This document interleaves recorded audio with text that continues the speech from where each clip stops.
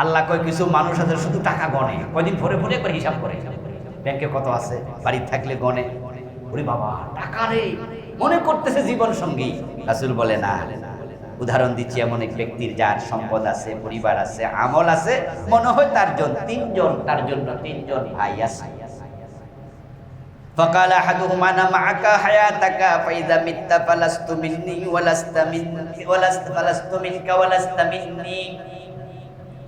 এক ভাই বলল, আমি তোমার সঙ্গী, তবে যখন মরে যাবে তুমি আমার নও, আমিও তোমার নই। এটা হলো তার সম্পদ, মরার সাথে সাথে আলাদা হয়ে যাবে। আপনার হাতের ঘড়ি, পকেটের মানিব্যাগ, আপনার আঙ্গুলের আংটি, নারীদের কানের ফুল, কানের দুল, নাকের ফুল, হাতের চুড়ি, গলার চেইন আপনজনেরা খুলে আলাদা করে ফেলবে। মরার পরে সঙ্গে কোনো সম্পদ মানুষ আর রাখেই না। সম্পদ বলে দিচ্ছে তোমার সাথে আমি আছি, মরে গেলে নাই, তুমি আমার না, আমিও। وقال الآخر أنا معك فإذا بلغت تلك الشجرة فلست منك ولست مني। আরেক ভাই হলো আত্মীয় স্বজন, আপনজন, পরিবার পরিজন, তারা বলবে তোমার সাথে আমি আছি, তবে কবরে যখন পৌঁছে যাবে তখন তোমার সাথে আমি কবরের ভিতরে যেতে আর রাজি নই। তাই তিনজন নামে আস্তে করে একজন লাফ দিয়ে উঠে যায়, দুজন থাকে। যখন আস্তে আস্তে বাঁশ বিছানো শুরু হয় তখন আরেকজন উঠে যায়। এক পর্যায়ে তৃতীয় জন, তিনিও লাফ দিয়ে উঠে বাঁশ বিছায়া দেয়, মাটি ঢেলে দেয়। তারা বলে তোমার সাথে যেতে আমরা কেউ রাজি নই। তাহলে আপনার আপনজন শেষ, সবাই আপনাকে রেখে চলে আসলো। وقال الآخر أنا معك حيا وميتا। এবার আপনার আমল বলতেছে, আমি আমল তোমার জিন্দেগি তো ছিলাম, তোমার কবরেও তোমার সাথে আছি। তাহলে আপনার সাথে কে থাকবে? আপনার আমল। আমল থাকবে, আমল থাকবে। সাবধান মুসলমান, সাবধান। আল্লাহর সামনে হাজির হওয়ার পর ওই আমল নামাটাই হাতে দেয়া হলো। তারপরে তাজিদু কুল্লু নাফসিন মা আমিলাত মিন খাইরিন মুহদারাউ ওয়া মা আমিলাত মিন সু। ওই আমল নামার দিকে সে তাকায়া দেখবে দুনিয়া 30, 40, 50, 80, 90 বছর জীবনে যা করেছে একটাও বাদ নাই, সব তার কিতাবের মাঝে হাজির আছে। এমন কিছু আমল সে দেখবে, দেখে সে আশ্চর্য হবে, কিরে এটা আমার কবে করলাম। অন্যমনস্ক হয়ে কিছু কাজ হয়ে যায় মাঝে মাঝে, অন্যমনস্ক অবস্থায়। মোবাইলে কথা বলছেন, কথা বলতে বলতে রাস্তায় চলছে, কথার দিকে এত মনোযোগ, কিন্তু চোখটা রাস্তায়, তো তাই দেখলেন যে একটা কংক্রিটের টুকরা রাস্তায় পড়ে আছে। তো ভাবলেন, এর মাঝে মনে আসলো যে আর এটা তো কেউ পায়ে টাকামাকা খাইয়া ব্যথা পাইতে পারে, এটা কলা চিলকা পড়ে আছে, কেউ হোঁচট খেয়ে পড়ে যেতে পারে। মোবাইলে কথা বলতে বলতে স্যান্ডেল দিয়া ধাক্কা দিয়া ওই কংক্রিটটা রাস্তা থেকে সরাই দিচ্ছে, মনেই নেই।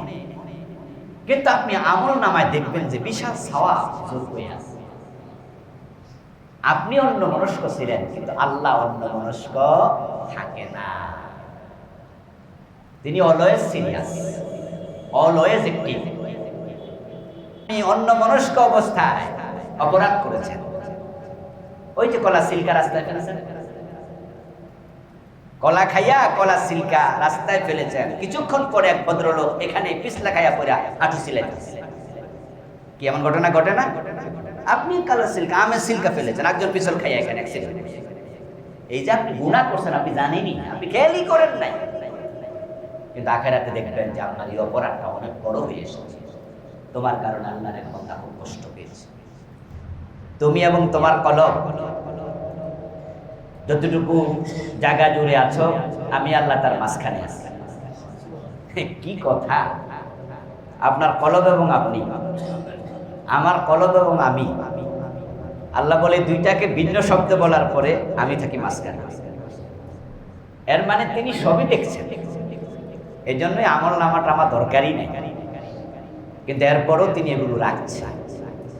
মানুষ যেন আল্লাহর দোষ দিতে না পারে, বলতে না পারে আল্লাহ আমি এটা করি নাই। মানুষ তো মিথ্যু, মানুষ ঝগড়াটে, মানুষ অকৃতজ্ঞ, মানুষ জালেম। কোরআনে আল্লাহ বিভিন্ন শব্দ বলেছেন। মানুষের চরিত্র আছে, মানুষ তড়াপ্রবণ, মানুষ দুর্বল চিত্তে। এই জন্য কিয়ামতের দিন আমলনামা দেওয়ার পরও মানুষ মিথ্যা কথা বলে।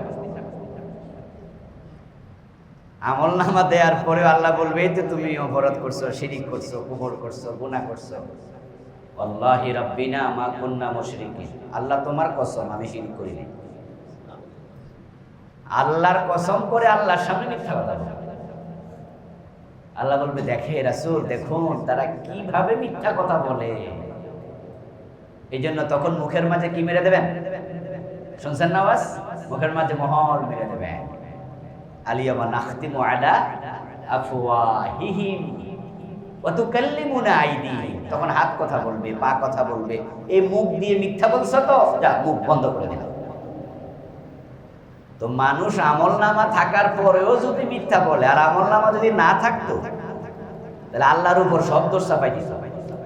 তো আল্লাহ আপনি যে অভিযোগগুলো করছেন একটার সাথে আমার কোনো সম্পর্ক নাই। এই জন্য আল্লাহ তাআলা তিনি সবসময় নির্দোষ থাকেন, নিষ্কলুষ থাকেন, তিনি অভিযোগের ঊর্ধ্বে থাকেন। এই জন্য আমরা যে কাজগুলো করছি আমাদের কাজগুলোকে তিনি পর্যবেক্ষণ করছেন বিভিন্ন পন্থায়। আল্লাহ তাআলা কোরআন মাজিদে বলছেন ওয়া কুল্লু ইনসানিন, সব মানুষ আলজামনাহু তায়রাহু ফি উনুকিহি, আমি তাদের গর্দানের মাঝে আমলনামার একটা ক্যামেরা, একটা রেকর্ডার বসাইয়া দিয়া তারপরে দুনিয়ায় পাঠাইছি। আলজামনাহু আমি অ্যাটাচড করে দিয়েছি, তায়রাহু তার আমলনামার লিখা কিতাব, ক্যামেরা, মেমোরি কার্ড, যেভাবে আপনি ব্যাখ্যা করেন রেকর্ডার, ফি উনুকিহি গর্দানে ঢুকাইছি। তারপরে তাকে এবার দুনিয়া পাঠাইছি। যা ইচ্ছা করো, তোমার ক্যামেরা তোমার সাথে আছে। ওয়া নুখরিজু লাহু ইয়াওমাল কিয়ামাহ, এবং আমি সেই মেমোরি কার্ড, সেই রেকর্ডার, সেই ক্যামেরাকে কিয়ামতের দিন তার গর্দান থেকে আমি টেনে বের করব। আমি তার গর্দান থেকে এটা খুলব। ঠিক কিয়ামতের দিন আমার সামনে আসার আগ পর্যন্ত তার এটা তার গর্দানের ভিতরে থাকবে। কিতাব, তখন এই মেমোরি কার্ড, এই রেকর্ডার আমি বইয়ের মতো, কিতাবের মতো বের করব। একবারে লিখা অবস্থায় থাকবে। তারপরে এবার আমি তাকে বলবো ইকরা কিতাবাক, তোমার আমলনামা এটা, এবার তুমি এটা পড়ো। কাফা বিনাফসিকা আল-ইয়াওমা আলাইকা হাসিবা, আজকে এটা পড়ে পড়ে হিসাব দেওয়ার জন্য কোনো সাহায্যকারীর প্রয়োজন নাই, তুমি একাই যথেষ্ট। সেদিন মানুষ তার আমলনামা হাতে পাবে এবং তাকে সেটা পড়তে বলা হবে, পড়ার যোগ্যতাও তাকে দেয়া হবে। অন্য আয়াতে আল্লাহ তাআলা বলছেন আম ইয়াহসাবুনা আন্না লা নাসমাউ সিররাহুম, তারা কি মনে করে গোপনে যা করে আমি আল্লাহ বুঝি সেটা শুনি না। ওয়া নাজওয়াহুম, তাদের গোপন বিষয়গুলো আমি বুঝি দেখি না।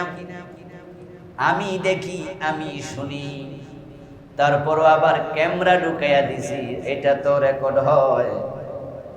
বালা ওয়া রুসুলুনা লাদাইহিম ইয়াকতুবুন, এরপরে লেখার জন্য আমার কিছু ফেরেশতাও তাদের সাথে রেখে দিয়েছি। ক্যামেরা হয় রেকর্ড, আল্লাহকে আমি দেখি, সাথে আবার ফেরেশতা রাখছি হেরলে। ওয়া ইন্না আলাইকুম লাহাফিজিনা কিরামান কাতিবিনা ইয়ালামুনা মা তাফআলুন, তোমাদের হেফাজতের দায়িত্বে ফেরেশতা আছে, সম্মানিত ফেরেশতা, তোমরা যা করো তারা সব জানে, তারা সব দেখে। ইয ইয়াতালাক্কাল মুতালাক্কিয়ানি আনিল ইয়ামিনি ওয়া আনিশ শিমালি কাঈদ। তোমার ডান কাঁধে একজন ফেরেশতা বসে আছে, তোমার বাম কাঁধে আরেকজন ফেরেশতা বসে আছে। মা ইয়ালফিযু মিন কাওলিন ইল্লা লাদাইহি রাকীবুন আতীদ। তোমার দুই ঠোঁটের মাঝখান দিয়া যত ছোট শব্দ বের হতে দেরি আমল নামায় দেরি হয় না। কঠিন পর্যবেক্ষণে আমরা আছি, এজন্য সাবধানে থাকি না। আমরা এখানে অসতর্ক হই, আমরা দুনিয়ায় কে দেখলো এটা খুব ভাবি। এজন্য যখন কোনো অপরাধ করি, অপরাধ করার আগে, চুরি করার আগে একটু ডাইনে বামে চাই, কেউ দেখলো না। যে কোনো অপরাধ করার আগে আমরাও বুঝি কেউ দেখে কেউ শুনলো নি, কোনো ডানে তাকালেন, বামে তাকালেন, সামনে তাকালেন, পিছনে তাকালেন, কিন্তু আকাশের দিকে তাকাতে ভুলে গেলেন। ডানে বামে সামনে পিছে কেউ না দেখুক, আকাশওয়ালা সব দেখছে। এক সেকেন্ডের জন্য আপনি তার পর্যবেক্ষণের বাহিরে নেন। প্রত্যেক মানুষ, প্রত্যেকটা বিজ্ঞান যত আগাবে কোরআন বোঝা আরো সহজ হবে। এই জন্য কোরআন একটি বিজ্ঞানময় কিতাব। সূরা ইয়াসিনে আল্লাহ কি বলছে? ইয়াসিন ওয়াল কোরআনিল হাকীম। আমি বিজ্ঞানময় কোরআনের শপথ করছি। কোরআনের সাথে বিজ্ঞানের অনেক সম্পর্ক। আজকে বিভিন্ন টেলিফোন কোম্পানি, মোবাইল কোম্পানি তাদের সিম বের করেছে। তাদের কোম্পানি বাংলাদেশে গ্রামীণ ফোনের সিম ইউজার নাকি সেটা 5 কোটি লোক। চায়নাতে মানুষে তো আছে 150 কোটি। তো চায়নার লোকেরা মোবাইল সিম ইউজ করে না? করে। তাহলে এমন কোন কোম্পানি চায়নাতে আছে যেই কোম্পানির সিম 50 কোটি লোক ইউজ করে? এই যে আমাদের গ্রামীণ ফোন 5 কোটি 7 কোটি লোক ইউজ করছে। আপনি দেখেন ইউজারের সাথে তাদের এই কোম্পানির নেটওয়ার্ক কিভাবে সম্পৃক্ত। আপনি কল দিতে দেরি, আপনার কল ঠিকঠাক জায়গায় পৌঁছাতে একসাথে 5 কোটি লোককে সেবা দিচ্ছে। এবং তারা যদি আপনি কোথা থেকে কল দিচ্ছেন সেটা নেটওয়ার্কের মাধ্যমে অনুসন্ধান করতে চায়, তাহলে তারাও জানে যে আমার এই ইউজার এই টাইমে কোথায় আছে, কোন জায়গা থেকে কল দিচ্ছে। আপনি যদি কোনো টয়লেটে সিপাই ঢুকে কল দেন, তারা এটাও খুঁজে বের করতে পারবে যে অমুক জায়গা অমুক টয়লেটে সিপাই দিচ্ছে। একসাথে যদি মোবাইল নেটওয়ার্কের মাধ্যমে দুনিয়ার বিজ্ঞানীরা তাদের মাথা খাটাইয়া এমন যন্ত্র বাইর করলো যে তার ইউজার কোথায় আছে সে জানে, বুঝে, তার সব কিছু একসাথে সাপ্লাই দেয়, সেবা দেয়। আসমানের মালিকের ক্ষমতা কত বেশি, তার কোটি কোটি মাখলুক কে কোথায় আছে, কে কি চাচ্ছে, কে কি বলছে, তার কি নেটওয়ার্ক নাই? এভরিথিং তার কাছে ফকফকা পরিষ্কার ক্লিয়ার, সবকিছু একসাথে নিয়ন্ত্রণ করছে। এবং এটা তার জন্য সহজ, এটা তার জন্য সহজ। ওয়ালা ইয়াউদুহু হিফযুহুমা, আকাশ এবং জমিনকে তিনি সংরক্ষণ করছেন, তদারক করছেন তার মাখলুকদেরকে। ওয়াসিআ কুরসিয়্যুহুস সামাওয়াতি ওয়াল, সূরা বাকারার এই যে আয়াতুল কুরসি পড়েন, অর্থ বুঝবেন, অর্থ বুঝে বুঝে পড়বেন, আল্লাহর উপর আস্থা আরো বেড়ে যাবে।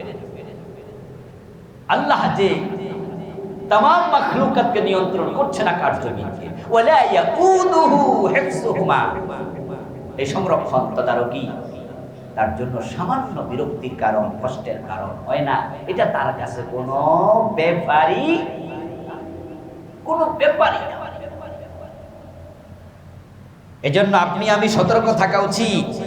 আল্লাহ বলে ফেরেশতা বসায়া রাখছি, তোমার মুখ থেকে যা বের হয় সেটা তারা সাথে সাথে লিখে। কিয়ামতের দিন আপনার আমলনামা আপনার হাতে ধরাইয়া দিয়া তারপর আল্লাহ বলবেন হাযা কিতাবুনা ইয়ামতিকু আলাইকুম বিল হক, এটা আমার কিতাব। এর মানে আমি আল্লাহ বানাইছি, আমি লিখেছি, এটা আমার মেমোরি কার্ড, এটা আমার ক্যামেরা। এখন আজকে কিতাব পড়তে তুমি যদি রাজি না হও, তাহলে আমি আল্লাহ অর্ডার করলে কিতাব তোমার আমলনামার ব্যাপারে কথা বলে দেবে। হাযা কিতাবুনা ইয়ামতিকু আলাইকুম, কিতাব কথা বলবে, আমি বলবো এই কিতাব তুমি বলো, কিতাব কথা।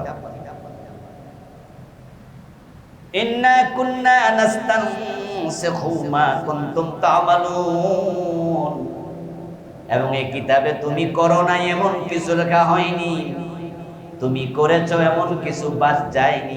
তুমি যা করেছো, যা বলেছো, আমি আল্লাহ সব কিছু এর মাঝে লিখেছি। এজন্য মনে চাইলে কইেন না, ভাইবা চিন্তা কইেন, কারণ কইলে তো লেখা হয়ে যাবে। ধনুকের তীর আর মুখের কথা বের হলে আর ঢুকানো যায় না, পিস্তলের গুলি বের হলে আর ঢুকানো যায় না। আমরা তো যা মন চায় বলে ফেলি, বলার পরে ভাবি যে কি জানি কইছিলাম। এগুলো জ্ঞানীর লক্ষণ না, বিবেকবানের এটা লক্ষণ। এই জন্য দেখবেন যে যত জ্ঞানী হয়, চিন্তাশীল হয়, তারা বলে কম, শোনে বেশি। আমরা সমাজে যাদেরকে বিচারকের আসনে বসাই, এবার সেটা গ্রাম্য বিচারক হোক অথবা আদালতের বিচারক, আপনি দেখবেন যারা এই মানের লোক, তারা পাবলিকের কথা শোনে বেশি। এই জন্য আদালতের বিচারককেও দেখবেন, তিনি আদালতে এজলাসে যদি 1 ঘন্টা বসে থাকে, তার মাঝে উনি 5 মিনিটের বেশি কথা বলে না, 7 মিনিট 10 মিনিটের বেশি বলে না, বাকি 55 মিনিট উনি শোনে। বলে কম, শোনে বেশি। এটা আল্লাহরও সাইকোলজি, এটা আল্লাহরও সাইকোলজি, যার কারণে আল্লাহ কথা বলার মুখ দিছে একটা, শোনার জন্য কান দিছে। আল্লাহ বুঝাইছে বলো কম, শোনো বেশি। আর আমাদের সাইকোলজি উল্টা, আমরা মনে করি দাঁত যেহেতু 32টা আছে, কম কম কেন? আরে ভাই, দাঁত আল্লাহ কথা বলার জন্য দেয়নি, দাঁত খাওয়ার জন্য দিছে, বলার জন্য। জিহ্বা একটা দিছে। আপনার সাইকোলজি ভুল, আপনি বেশি বলছেন। আমরা বেশি মনে অভ্যস্ত, জানলেও বলি, না জানলেও, বুঝলেও বলি, না বুঝলেও। বলার পরে ভাবি কি বলে ফেলছি। এটা জ্ঞানী মানুষের লক্ষণ নয়। বিচারক যদি উকিলের মতো এত কথা বলে, এটা বিচারকের চেয়ারে বসার যোগ্য ব্যক্তি ফাউল। এই জন্য বাংলা একটি চমৎকার প্রবাদ আছে, ভাবিয়া করিও কাজ, করিয়া ভাবিও না। প্রবাদ আছে, পাগলে কিনা বলে, ছাগলে কিনা খায়। প্রবাদগুলো এমনি হয়নি, কিন্তু প্রত্যেকটা প্রবাদ তৈরি হওয়ার পিছনে কোনো না কোনো গুরুত্বপূর্ণ ঘটনা আছে, ব্যাট আছে। মুখে যা আসে তাই বলে পাগল। এই জন্য পাগলটা মাঝে মাঝে দেখবেন যে হাঁটতে হাঁটতে শুধু কইতাছে, কি কয় হেও বোঝায়, সে মুখে আসে যা তাই বলে। ভাই সাবধানে বলবেন। বলা শিখতে 1.5 থেকে 2 বছর, 2.5 বছর সর্বোচ্চ লাগে, কিন্তু কোথায় কি বলতে হবে এটা শিখতে অনেকের 40 বছর লাগে। 40 বছর আকল হয় না। এই জন্য বুড়া বয়সও বাবা থাকলে দমক দেয়, দাদা থাকলে দমক দেয়, কই বেড়া তুইও তো বুড়ো হইলি, এখনো আকল হইছে না, কোথায় কি কোয়া লাগে এটাই বুঝলি না। বলা শিখতে সময় লাগে অল্প দিন, কিন্তু কোথায় কি বলতে হবে সেটার জন্য আকল লাগবে, অনেকের অনেক সময় লেগে যায়। আমাদের প্রতিটি কথা যেহেতু রেকর্ড হয়, এবং এই কথাগুলো কিয়ামতের দিন আল্লাহর সামনে আবার বাজিয়ে শোনানো হবে, এজন্য আমরা বলতে সতর্ক হব। প্রিয় নবী সাল্লাল্লাহু আলাইহি ওয়াসাল্লামকে এক ব্যক্তি প্রশ্ন করেছিলেন, ওমান নাজাত, হুজুর আমি জাহান্নাম থেকে পরিত্রাণ চাই, নাজাত চাই, কিসে নাজাত মিলে? এই প্রশ্নটা কি শুধু ওই সাহাবী? আমাদের এই প্রশ্ন, নাজাত তো আমরাও চাই, আমরাও তো নাজাত চাই। আরে সাহাবীরা কত বিচক্ষণ ছিলেন, আমাদের প্রয়োজনীয় প্রশ্নগুলো ওনারা করে গেছেন, আর প্রিয় নবীজি উত্তর দিছেন, কি কামে লাগলো আমাদের? আমরা আপনাদেরকে আজকে হাদিস থেকে শোনাচ্ছি। ওমান নাজাত, ও প্রিয় নবী, নাজাত কিসে মিলবে? প্রিয় নবী তখন বললেন, আমলিক আলাইকা লিসানাকা ওয়াবকি আলা খাতিআতিকা। তুমি নাজাত চাও, তার দুটি কাজ করো। একটা হলো তোমার লিসান, তোমার জিহ্বার মালিক তুমি হও, নিয়ন্ত্রণে রাখো, মুখকে নিয়ন্ত্রণ করো। এটার মালিক শয়তানরে বানায়া দিও না। যারা জিহ্বা নিয়ন্ত্রণ করে না তাদের গীবত বেশি হয়, শিকায়াত বেশি হয়, পরনিন্দা, পরচর্চা, মিথ্যা, চগলখড়ি, ভুল তথ্য রাস্তায় বের হয়।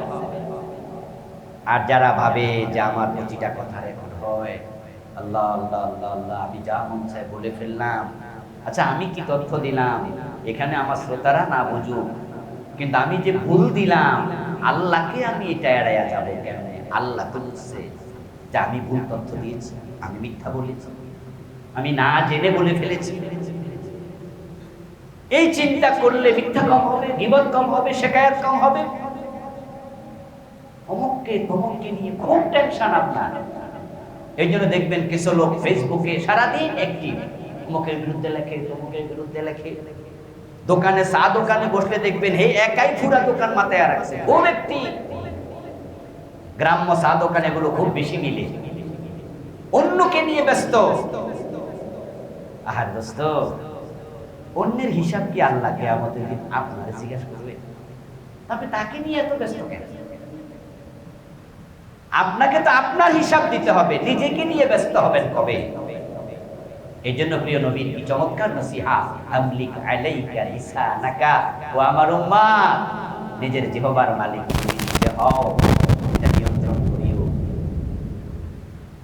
একটু জিজ্ঞেস করছে, হাস করে বলে দেন কেন? চুপ থাকেন, সময় নেন, বলে দেন না এটা আমি জানি না, অসুবিধা আছে, বলে দেন আমার জানা নেই।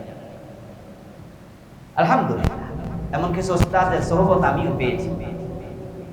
প্রশ্ন করেছি, হুজুর এটা জানি না, এটা কি? উনি বলছে আমিও তো জানি না। লজ্জা পাইনি, বলছে জানি না, আমিও তো জানি না, এটা আমার জানা নাই। এটা অমুক কিতাবে থাকতে পারে হয়তো, তুমি একটু দেখে নিও তো। লজ্জা পাইনি। এই ওস্তাদের প্রতি আমাদের শ্রদ্ধা ভালোবাসা আরো বেড়েছে যে উনি না যাই না কথা বলে না, এটা কোনো ব্যাপার না। আপনি বলে দেন না এটা আমি জানি না, কিন্তু না এটা আমি বলতে যাবো কেন? যদি জানি না বলি আমার মান সম্মান আছে না, এই জন্য বানাইয়া হলো বলে দিতে হবে। দ্বিতীয় হচ্ছে কি আলা খাতিয়াতিক, প্রিয় নবীজি বলছেন আমার উম্মত মুক্তি চাও, তাহলে যে গুনাহগুলো করেছো সেগুলোর জন্য চোখের পানি ছেড়ে দিয়ে আল্লাহর কাছে কাঁদতে শিখো। যদি তুমি কাঁদতে পারো, চোখের পানি জাহান্নামের আগুন নিভিয়ে দেয়। সুবহানাল্লাহ। এখান থেকে বের হয়ে গাল পর্যন্ত আসতে আসতে ইল্লা হারামাল্লাহু আলাইহিন নাস, নবীজি বলেছেন সেটা মাছির মাথা পরিমাণ যদি হয়, মা মিন আবদিন মুমিন ইয়াখরুজু মিন আইনাইহি দুমু ওয়ালাউ কানা মিসলু রা'সিদ দুবাব মিন খাশিয়াতিল্লাহ। মাছির মাথা পরিমাণ আল্লাহর ভয়ে কাঁদতে শিখো, চোখের পানি তোমার গণ্ডদেশে স্পর্শ করবে। ইল্লা হারামাল্লাহু আলাইহিন নার, এই কান্না যে করবে আল্লাহ তার জন্য জাহান্নামের আগুন হারাম করে দেয়। প্রিয় ভাইরা, কথা বলতে একটু সাবধানে বলবেন, না সামনের দিকে একটু খেয়াল রাখবেন। আল্লাহ নবী সাল্লাল্লাহু আলাইহি ওয়াসাল্লাম বলেন, ইয়াতাআকাবুনা ফীকুমুল মালায়েকাতু বিল-লাইলি ওয়ান-নাহার, ফেরেশতার দল তোমাদের কাছে সকালে আসে, বিকালে আসে। একদল ফেরেশতা সকাল বেলায় আসে, আর একদল ফেরেশতা বিকাল বেলায় আসে। ইয়াজতামিউনা ফি সালাতিল ফাজরি ওয়া সালাতিল আসর, একদল ফেরেশতা আসরের টাইমে আসে, আর একদল ফেরেশতা ফজরের টাইমে আসে। সুম্মা ইয়ারুজুল লাযিনা বাতু ফীকুম, যারা রাতের বেলায় ছিল ফজরের টাইমে তারা চলে যায়। যাওয়ার পর আল্লাহ তাআলা তাদেরকে প্রশ্ন করেন, আমার বান্দাদেরকে কি অবস্থায় রেখে এসেছো? মানুষ যখন ফজরের নামাজে দাঁড়ায় তখন তারা চলে যায়। তারা আল্লাহর প্রশ্নের জবাবে বলে, আল্লাহ তাদেরকে নামাজ পড়া অবস্থায় রেখে এসেছি। আর যারা ঘুমায় রয়েছে, ফজরের টাইমে ঘুমায় থাকে বেশি না নামাজ পড়ে বেশি? কি মনে হয় আপনাদের কাছে? মসজিদে আসলে তো দেখেন 3 কাতার 4 কাতার। অথচ এমন বিল্ডিংও আছে যে বিল্ডিং এক বিল্ডিং এর লোক আইলে মসজিদ পুরাটা ভরে যাবে। ঢাকা শহরে এমন বিল্ডিং আছে 60টা ফ্যামিলি থাকে, 70টা 150টা থাকে এমন বিল্ডিং আছে। 150 ফ্যামিলিতে 3 জন করে মানুষ হলে 450 জন। আর ওই বিল্ডিং এ আবার মসজিদ আছে, সেখানে মানুষ 1 কাতার 50 জন। এর মানে 400 জনই আসে নাই। তার মাঝে ধরে নেন 200 জন ঘরে পড়ছে, বাকি 200 জন ঘুমাই গেছে। তো ফেরেশতা বলছে আল্লাহ নামাজে রেখে এসেছে। এই কথাটা কাদের জন্য প্রযোজ্য? যারা নামাজি। আবার যারা দিনের বেলায় যায়, আল্লাহ তাআলা আসরের টাইম একদল ফেরেশতা যায়, তাদেরকে আবার প্রশ্ন করেন তামাম দিন তারা আমলনামা লিখেছে, বিকাল বেলায় গেছে। আল্লাহ বলেন আমার বান্দাদের খবর কি? তখন তারা আবারও বলে আল্লাহ তোমার বান্দাকে আসরের নামাজে রেখে এসেছি। এজন্যই নামাজ কোনোভাবে যেন মিস হয়ে না যায়, খুব খেয়াল রাখবেন, খুব খেয়াল রাখবেন। এক ওয়াক্ত নামাজের সাথে কোনো কম্প্রোমাইজ করবেন না। দুনিয়ার অন্য যে কোনো ক্ষেত্রে কম্প্রোমাইজ হতে পারে, কিন্তু নামাজের ব্যাপারে কোনো কম্প্রোমাইজ হবে না। আসসালাতু আসসালাতু মা মালাকাত আইমানুকুম। নিজের ব্যাপারে, নিজের সন্তানদের ব্যাপারে, অধীনস্থদের ব্যাপারে, মানে আপনার সারাউন্ডিং এরিয়াতে যারা আছে, আপনার অধীনস্থ যারা আছে, সবার নামাজের ব্যাপারে আপনি খেয়াল রাখবেন। নিজের স্ত্রী নামাজ পড়লো কিনা, সন্তান পড়লো কিনা, আপনার আমল আপনার হাসর, আপনার আমল আপনার কবর। قال النبي صلى الله عليه وسلم مثل ابن آدم وماله وأهله وعمله كرجل له 3 إخوة। যে আমল আপনি করছেন এই আমল আপনার চিরসঙ্গী। এমন সঙ্গী আর সাথে কেউ নাই, বউ নয়, স্ত্রী নয়, সন্তান নয়, অর্থ করি কিছুই নয়, চিরসঙ্গী হবে আমল। এই সম্পদ এখন আছে, চোখ বন্ধ হলে আর নাই। এ টাকার মালিক আর আপনি শেষ। আর চোখ বন্ধ হওয়ার আগেই তো টাকার মালিকানা অর্ধেক জায়গা। এজন্য ইসলামে মৃত্যুকালে যদি কেউ ওসিয়ত করে তার গ্রহণযোগ্যতা থাকে 1/3। আপনি মরে যাবেন, এই অবস্থায় আপনি বললেন যে আমার জায়গা জমি যা আছে সব একটা লিল্লা বডিকে দিয়ে দিলাম, শরীয়ত বলবে এই ব্যক্তির ওসিয়ত গ্রহণযোগ্য কতটুকু হবে? 3/1 মাল আপনি না, ওসিয়ত পর্যন্ত অর্ধেক গেছে, অর্ধেকের বেশি গেছে, 66% সাকেত। এই হলো সম্পদের অবস্থা, যেটার জন্য আমরা পাগল হয়ে আছি। আদাদাহু আদাদাহু, মাল শুধু মনে। ওয়াইলুল লিকুল্লি হুমাযাতিল লুমাযাহ আল্লাযী জামাআ মালান ওয়া আদাদাহ। আল্লাহ কয় কিছু মানুষ আছে শুধু টাকা গনে, কয়দিন ভরে ভরে করে হিসাব করে, ব্যাংকে কত আছে, বাড়ি থাকলে গনে।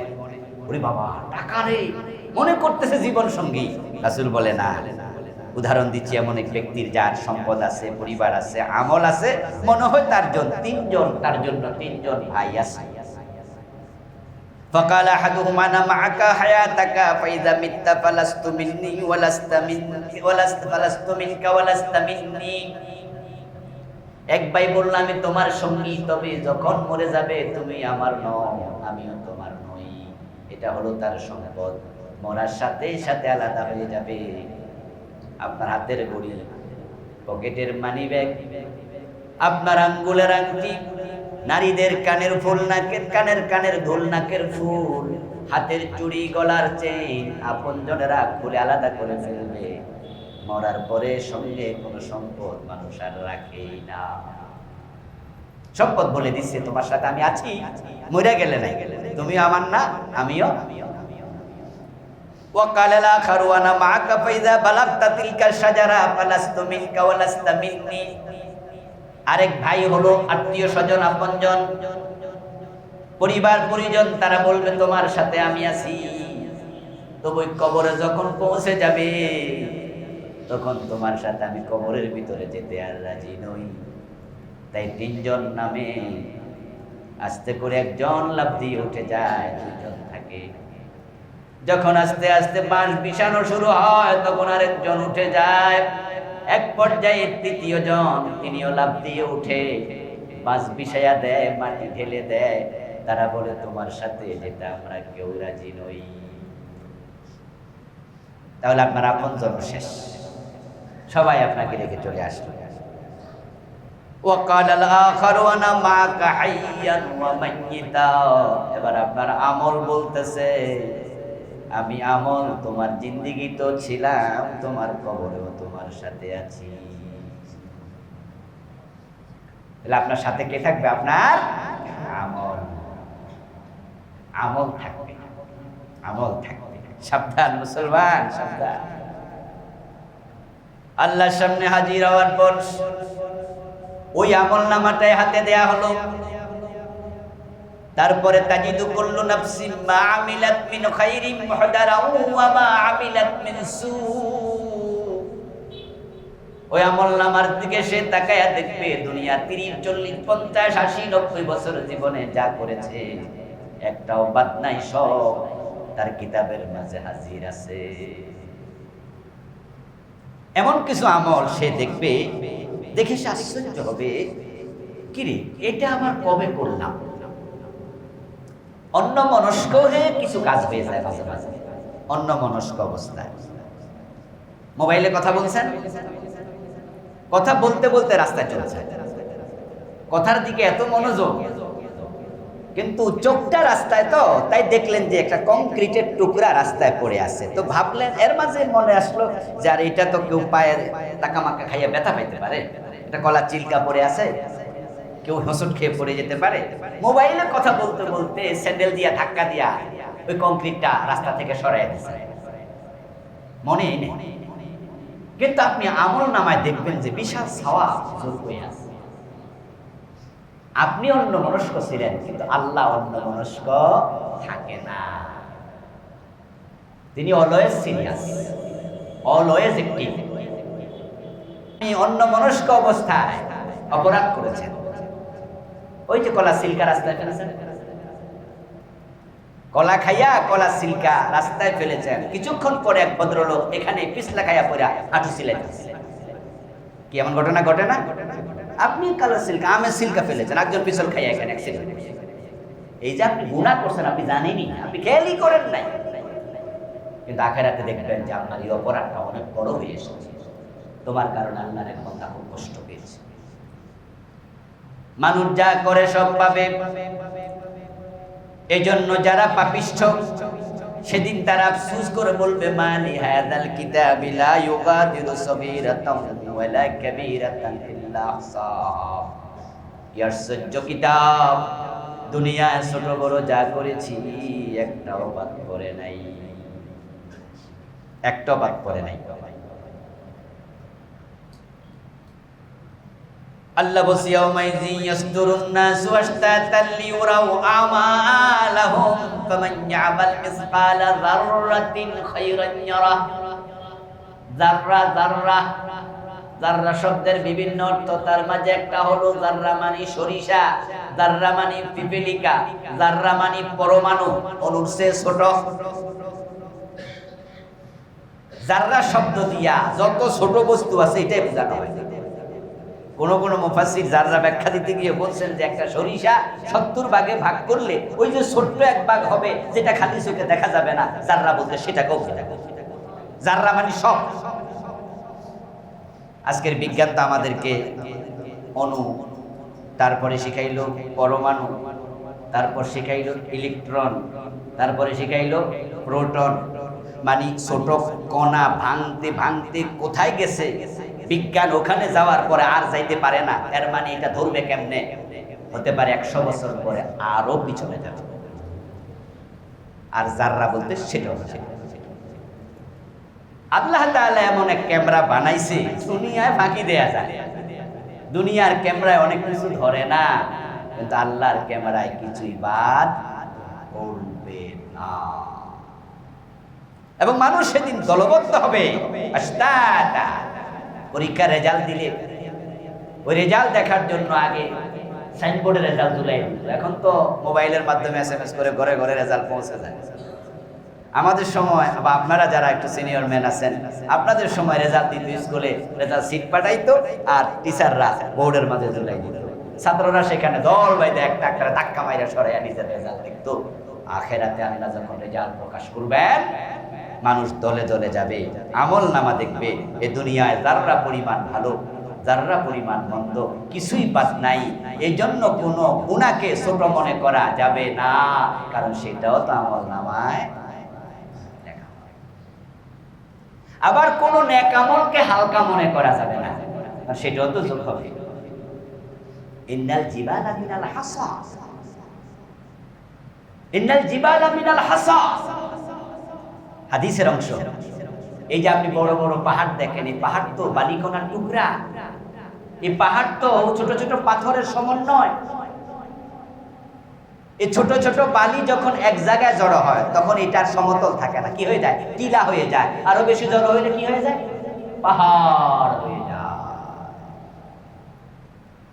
ছোট্ট ছোট্ট বালিকণা, বিন্দু বিন্দু জল গড়ে তোলে মহাদেশ সাগর। বন্যা হইয়া এক এলাকায় ভাইসা যায়।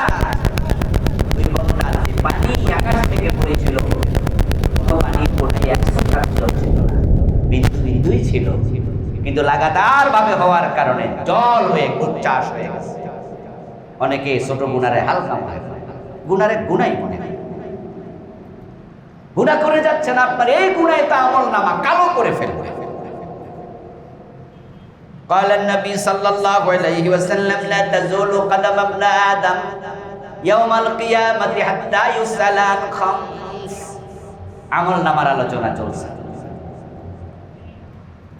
কিয়ামতের দিন প্রত্যেকটা মানুষ 5টি প্রশ্নের জবাব দেওয়ার আগে রাসূল বলেন তাকে তার পা হাঁটতে দেয়া হবে। কিয়ামতের ময়দানে মানুষ পা রাখার জায়গা পাবেই মাত্র 2 পায়ের পরিমাণ, এসে বেশি জায়গাও পাবেন না, নড়াচড়া করার জায়গাও নাই। আবার প্রিয় নবীজি বলছেন, এই যে দাঁড়াইছো, ঠিক এই অবস্থায় তোমাকে 5টি প্রশ্নের জবাব দিতে হবে, এর আগে তুমি পা নাড়তে পারবা না। আন উমরিহি ফিমা আবনাহু وعن شبابه فيما أبلاه وعن ماله من أين اكتسبه وفيما أنفقه وما عمل فيما علم। 1 নাম্বার প্রশ্ন, তোমার জীবন দিয়েছি 30, 40, 50, 100, 150 বছর, আমার দেয়া জীবন কোন কাজে খরচ করছো, আমার কাছে হিসাব দাও। ثم لتسألن يومئذ عن النعيم। অতঃপর আমার দেয়া নেয়ামতের হিসাব তোমাকে দিতে হবে। এই জীবন এটা আল্লাহর নেয়ামত। এই যে নিঃশ্বাস নিতে পারছেন, এটা আল্লাহর বড় দয়া। কারণ আপনার এই নিঃশ্বাস যদি আল্লাহ এখন থামায়া দেয়, তাম পৃথিবীর সব মানুষ একসাথ হয়ে একটা নিঃশ্বাস আপনার দেহে ঢুকানোর ক্ষমতা আর কারণ নাই। আল্লাহর সামনে আমরা বড় অসহায়, বড় অসহায়। এজন্য তার ক্ষমতার উপর আমরা সব সময় নির্ভর করি। তিনি আপনাকে আমাকে 30, 40, 50, 100 যা যাকে যা দিয়েছেন, আল্লাহ বলবে প্রতিটা নিঃশ্বাসের হিসাব দাও, আমার দেয়া এই নিয়ামত কোন কাজে ব্যয় করছে। এবং তোমার যৌবনের ব্যাপারে বিশেষভাবে আবার প্রশ্ন করা হবে। যদিও জীবনের ভিতরে যৌবন আছেই, কিন্তু যৌবন কালের ব্যাপারে আলাদা প্রশ্ন হবে। এর কারণ হলো যৌবন আল্লাহর দেয়া ভিন্ন একটি সেরা নিয়ামত, এবং যৌবন কালে মানুষ অপরাধ করে সবচেয়ে বেশি। যদিও আল্লাহর কাছে যৌবন কালের ইবাদত সবচেয়ে পছন্দনীয়, এবং সে মানুষগুলো সত্যি ভাগ্যবান যে মানুষগুলো যৌবন কালটা ইবাদত করেছে। আর এর পুরস্কার হিসাবে আরশে আজিমের নিচে আল্লাহ যাদেরকে জায়গা দেবেন, তার মাঝে একদল হলো যারা যৌবনে ইবাদত করেছে। সুবহানাল্লাহ, ওদের উপর আল্লাহর স্পেশাল করুণা। পৃথিবীতে যত অপরাধ সংঘটিত হয়, অধিকাংশ যুবকদের দ্বারাই হয়। চুরি, ডাকাতি, মদ পান, জেনা, ব্যভিচার, সিনেমা দেখা, অপরাধ করা, লুট, ধর্ষণ, ছিনতাই, মানে জঘন্য, খুন খারাপি বুড়া মানুষ করে কম। আর যারাই বুড়া বয়স গুণা করে এগুলো কোফাল করা বলে, এগুলো বড় হতভাগা। যৌবনে যেহেতু মানুষ অপরাধগুলো বেশি করে, এই জন্য আল্লাহ যৌবনের হিসাবটা আলাদা নেবে। আপনারা যারা যৌবনকালে ইবাদত করছেন আপনারা সৌভাগ্যবান মানুষ। এই জন্য নিজেদের সন্তানদের ব্যাপারে যারা যুবক তাদেরকে স্পেশালি নসিহত করবেন। লোকমান আলাইহিস সালাম তার সন্তানকে নসিহত করছে, এই জন্য আল্লাহ খুশি হইয়া লোকমানের নামে একটা কোরআনে সূরাই নাম রেখে দিয়েছে, সূরা লোকমান। এই জন্য আপনাদের যুবক সন্তানদেরকে নসিহত করবেন, বসবেন, নিজে তাদের কাছে মডেল হবেন, আপনি তার কাছে আইডল হবেন। সে যেন আপনাকে তার আদর্শ, তার আইডল ভাবে, আমি আমার বাবার মতো হতে চাই। তা আপনি নিজেই যদি ভালো না হন তাহলে সন্তান ভালো হবে কেমন? যৌবনকালের হিসাব যেহেতু আল্লাহ আলাদা নেবে, আপনার যুবক যুবতী সন্তানদের প্রতি স্পেশাল টেক কেয়ার করুন। কারণ যৌবনের হিসাব যারা সহজে দিতে পারবে তাদের পুরাটাই সহজ হবে। কারণ যৌবন আসার আগে হলো বাচ্চাকাল, বাচ্চাকালে তো আমলনামা খোলাই হয় না। আর যৌবনের পরে আসে বৃদ্ধকাল, বৃদ্ধকালে গুনাই কম হয়। তাহলে যৌবনের হিসাব হলো যৌবনের হিসাব আসল। খামখেয়ালি করবেন না, বরং এইখানে খামখেয়ালি বেশি হয়। বুড়া মুরব্বীরা মাঝে মাঝে কেউ কয়, আরে ফোলাপান মানুষ একটু একটু করবই, ফোলাপান মানুষ। এই আপনার ছেলে প্রেম করছে, আপনার মেয়ে প্রেম করছে, এটা শোনার পরে আপনার মন্তব্য কি? আরে যৌবন একটু একটু করেই, বড় হলে ঠিক হয়ে যাবে। অথচ আল্লাহর কাছে যৌবনের হিসাবটা আলাদা দিতে হবে। তো রাসূল যৌবনকে স্পেশালি মার্ক করলেন, আলাদা টিক চিহ্ন দিয়ে বললেন এই ব্যাপারে সাবধান। আর আপনার মন্তব্য হলো আরে যৌবন একটু একটু।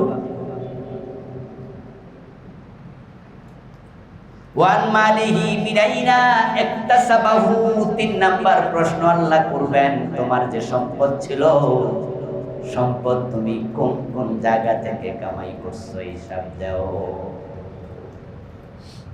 এজন্য সামনে যা আসে পকেটে ঢুকায় না, হালাল হারাম একটু মাথায় রাখেন। কোথা থেকে কামাই করছেন আল্লাহ বলবে হিসাব নেই। বাংলাদেশের সরকার মাঝে মাঝে হিসাব নেয়, সম্পদ কামাইলে চলে না, হিসাব দেয়া লাগে। না দিলে কিন্তু এনবিআর ধরে, দুদক ধরে। সম্পদের হিসাব না দিতে পারলে অবৈধ সম্পদ অর্জনকারী হিসাবে মামলার আসামি বানায়, জেলে দেয়। যদি দুনিয়াতে সিস্টেম থাকে, আখিরাতের খবর কি? এই সরকার ক্ষমতা এসে বলছে ব্ল্যাক মানি হোয়াইট করা যাবে না।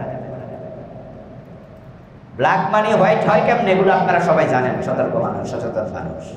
ব্ল্যাক মানি কি এগুলো আপনারা জানেন।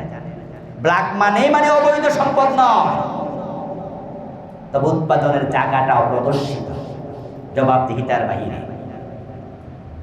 সরকারকে যেভাবে দেখানো উচিত ছিল সেভাবে দেখাতে পারেননি। না পারার কারণ অবৈধ হতে পারে, অন্য কোনো কারণ হতে পারে। নিজের টাকা দিয়ে স্বর্ণ কিনছেন বিদেশে 200 কোটি 500 কোটি, সরকারকে যদি যথাযথভাবে প্রদর্শন না করেন, ট্যাক্স না দেন, হালাল টাকার সম্পদ এই স্বর্ণ চোরাচালানি হিসাবে গণ্য হবে। এই সম্পদ বিমানে করে নিয়ে আসেন, ধরা খাবেন, সম্পদ স্বর্ণ যাবে, আপনিও যাবেন, সিস্টেমের বাইরে চলে যাবে। তো দুনিয়ায় যদি এমন সিস্টেম থাকে, আখেরাতে কি ভাবছেন? মনে যা আসা কামাই করে ফেলবেন। আত্মসমালোচনা করেন, আত্মসমালোচনা। সোনালী ব্যাংক থেকে টাকা আইনা বাড়ি বানাচ্ছেন, জনতা ব্যাংক থেকে টাকা আইনা ব্যবসা করছেন, সুদের উপরে টাকা আইনা ব্যবসা বলে করছেন। কেন আপনি এমন বলগাহারা হলেন? কেন হলেন? আল্লাহ বলবে সুদ খাইছো, সুদ দিছো, কেন কেন দিছো? তোমার কি আমি রিজিক দেই নাই?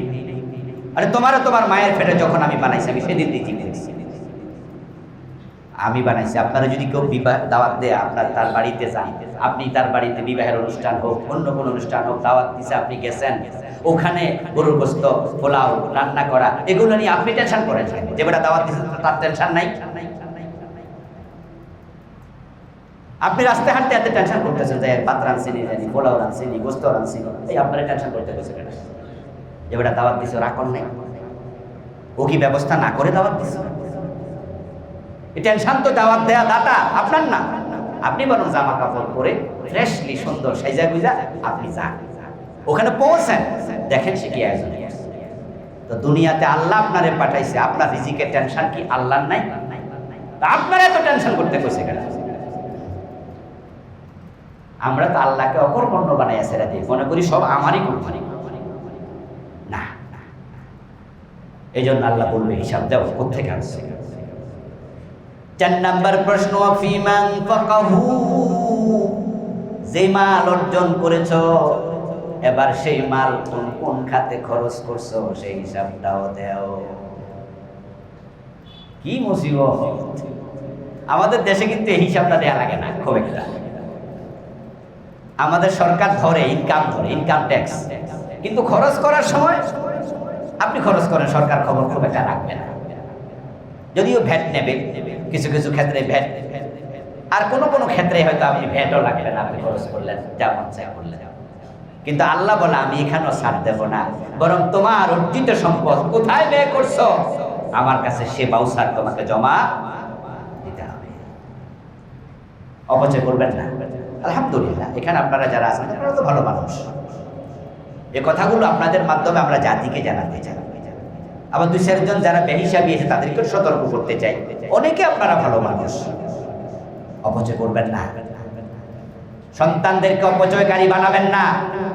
অধিকাংশ বড় লোকের সন্তানরা অপচয়কারী হয়, বড় লোক নিজে হয় না। এর কারণ জানেন? কারণ আজকে যে বড় লোক সে একসময় বড় লোক ছিল না। এই জন্য সম্পদ কামাইতে কত কষ্ট এটা বেড়া বোঝে, এই জন্য খরচ করার সময় হে বোঝে যে কামাইছি কষ্ট কইরা, কিন্তু ও বেটার ফোলা কিন্তু বোঝে না, কারণ সে তো জন্মের পরে সোনার চামচ মুখে নিয়েছে। এই জন্য আপনার কাছে 1000 টাকার নোট খরচ করতে কষ্ট হবে, আপনার বাচ্চার কাছে 1000 টাকার নোট কোনো টাকাই না। এখন তাকে যদি আপনি নিয়ন্ত্রণ না করেন তাহলে সে অপচয়কারী হবে। ইন্নাল মুবাযযিরিনা কানু ইখওয়ানাশ শায়াতিন, আল্লাহ বলে অপচয়কারীরা হয় শয়তানের ভাই। এই জন্য মনে যা চাই খরচ সব জায়গায় করা যাবে না। রাস্তা দিয়ে যাচ্ছেন, এলাকার আপনি ভিআইপি পরিচিত মানুষ, মেম্বার, কমিশনার, এলাকার ব্যবসায়ী, এলাকার সম্মানী মানুষ, পোলাপান এসে বলছে চাচা আমাদের হাই স্কুল মাঠে তো 16ই ডিসেম্বর উপলক্ষে একটা কনসার্ট হবে, 26শে মার্চ উপলক্ষে হবে অমুক দিবস তমুক দিবস, ওই কনসার্টে আমরা আইয়ুব বাচ্চুরে দাওয়াত দিচ্ছি, মমতাজ বেগমরে দাওয়াত দিচ্ছি, অমুক তমুক আসবে কনসার্টে, এখন আপনার কাছে আমরা চাচা কিছু চাঁদার জন্য আসছি। আপনি মনে মনে ভাবলেন আমি এলাকার বড় পরিচিত লোক, এলাকার ফলাফান আসছে, না দিলে আবার কৃপণ বলবে, খারাপ মন্তব্য করবে, আর টাকাও তো আছে, যা 10,000 দিয়ে দিলাম। ফলাফানও বাহবা দেবে, প্রশংসা করবে, আর আপনিও ভাবলেন 10,000 আমার জন্য কোনো টাকা। আচ্ছা, আখেরাতে আল্লাহ যদি কয় কনসার্টে 10,000 টাকা দিছো কেন, তখন হিসাব রাখি। ঝামেলা তো ওখানে বেশি। এই যে আপনার টাকার কারণে এখানে মমতাজ বেগম গান গাইলো, 1000 ছেলে তাকে দেখলো, তার কণ্ঠ শুনলো, ব্যাপারটা হলো কবিরা গুনার স্রোত বয়ে গেল, আপনার 10,000 কি এখানে ছিলা নয়? জবাবটা কি? চাইলে দিয়ে দিলেন। এই জন্য দেওয়ার সময় ভাবতে হবে কোথায় দিচ্ছি, জবাব তো দিতে হবে।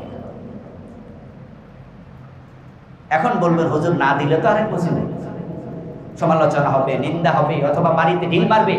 এমন দুষ্ট পোলাপান যে চাইছে টাকা, না দিলে সে ডিস্টার্ব করবে, গাড়ির কাজ ভেঙে দিয়ে চলে যাবে।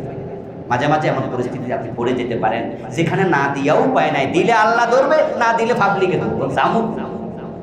তখন বলি বুদ্ধি কাজে লাগাবেন, তখন বুদ্ধি কাজে লাগাবেন। বুদ্ধি হলো ওই পোলাপানগুলোকে নসিহত করে দেবেন, এই ভাতিজারা, এলাকার পোলাপানেরা, এই কনসার্ট মনসার্ট এগুলো ইসলাম এলাও করে? এগুলো তো ইসলাম এলাও করে না, এগুলো তো নাজায়েজ কাজ। তোমরা ভালো কিছু করো, মাহফিল দাও, তাহলে 10,000 টাকা 20,000 দিব, মাহফিল দিবা। পোলাপান বলছে আচ্ছা ঠিক আছে, ভবিষ্যতে মাহফিল দেবেন, কনসার্টের টাকা। তখন বলবেন যে আমি কিন্তু এই নাজায়েজ কাজে টাকা দেই না, তবে 10,000 দিলাম, তোমরা সবাই মিলে চা খাইও, কনসার্টে আমি দিই না। এখন বাচ্চাদেরকে চা খাওয়ার টাকা দিয়েছেন, এটা নাজায়েজ কাজ নয়, এটা আপনি দিতেই পারেন, এটা মুবাহ। কিন্তু কনসার্টে দেয়া নিষেধ। বুদ্ধি করে যদি আপনি কাজ করেন তাহলে হতে পারে আল্লাহর কাছে হিসাব দেয়াটা তুলনামূলক ভাবে, আল্লাহ তো পরিস্থিতিও জানেন কোন পরিস্থিতি দিয়েছে। কিন্তু খরচ আপনি করে ফেলবেন আপনার টাকা, এটা মনে করবেন না। 5 নাম্বার প্রশ্ন, ওয়ামা দা আমিলা ফিমা আলিমা। 5 নাম্বার প্রশ্ন হবে, হুজুররা যে ওয়াজ করছিল, তুমি যে কোরআন হাদিসে পড়ছি না, টিচাররা শিখাইছিল, যে ইলম তুমি পেয়েছ হিসাব দাও, সেই ইলমের আমল করেছ কতটুকু। তাহলে যা জানেন তা মানলেন কিনা এই প্রশ্ন আল্লাহ করবেন। যেহেতু জানলেই বিপদ, সুতরাং জানলই না। অনেকে আছে কয় হুজুররা জানে বেশি, হুজুরদের হিসাব বেশি, আমরা জানিও কম, আমরার হিসাবও কম। এই জন্য জানতেও চায় না, কারণ হাদিসে আছে জানলে জিজ্ঞাসা করবে। আপনি ভুল ভাবছেন, কারণ জানলে জিজ্ঞাসা করা হবে, জানার অর্ডার আছে। জানা কি নফল না ফরজ? তো যে জানলো না, এই তো ফরজ প্রথম তাই মানবে। যে জানার পরে মানেনি, সে জানার ফরজ আদায় করেছে, মানার ফরজে ধরা খাবে। আর যে জানেই নাই, মানেও নাই, সে ফরজ লঙ্ঘন করছে কয়টা? এই 2টা ধরা খাবে। এই জন্য জানি না এটা বলে বাঁচার সুযোগও নাই। আসুন আমাদের আমলকে আমরা সুন্দর করি। আল্লাহ তাআলা সকলকেই উত্তম আমল করার তৌফিক দান করুন, আমিন। আসসালামু আলাইকুম।